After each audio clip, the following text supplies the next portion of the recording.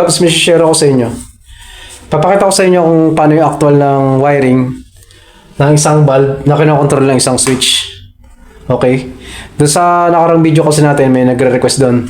Shoutout sa iyo, idol, para sa ito. Ganito, Kabs, no? Ito yung ating supply. Line 1, line 2. Yung line 1 niya, Kabs, didiretso sa switch. Sa isang terminal lang ating switch. Kung saan yung indicator, Kabs, doon nyo ilalagay doon nyo itutusok yung ating line 1. Okay? Yung return nun, Kabs, return, doon sa isang terminal lang ating receptacle. Na dapat, yun yung nasa thread na, yung may thread na part ng ating receptacle.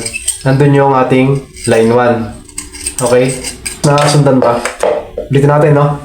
Line 1, itong black na wire, nasa switch. No? Sa may indicator. Yung side na may indicator, kung nakikita nyo, kita ba?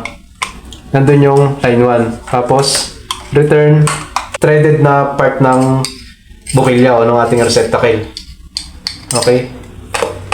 Tapos, line 2. Ito yung ating line 2. Diretso siya sa ating receptacle.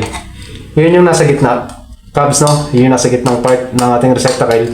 Yun yung ilalagay itong ating line 2. Take note nga pala, Kabs, no? Ang ating supply dito ay line-to-line supply, no? Sa ibang lugar kasi, gaya sa mga probinsya, ang supply nila doon ay yung line to neutral. Okay, Kabs. Try natin paganahin.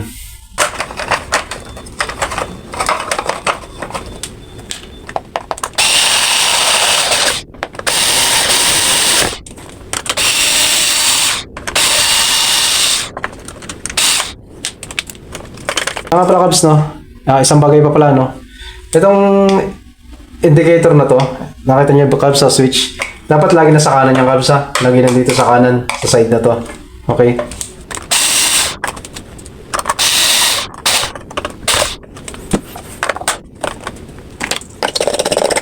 Natin yung breaker.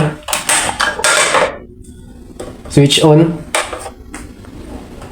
Off. On. Off. Ganoon lang kasimple, Kabs, no?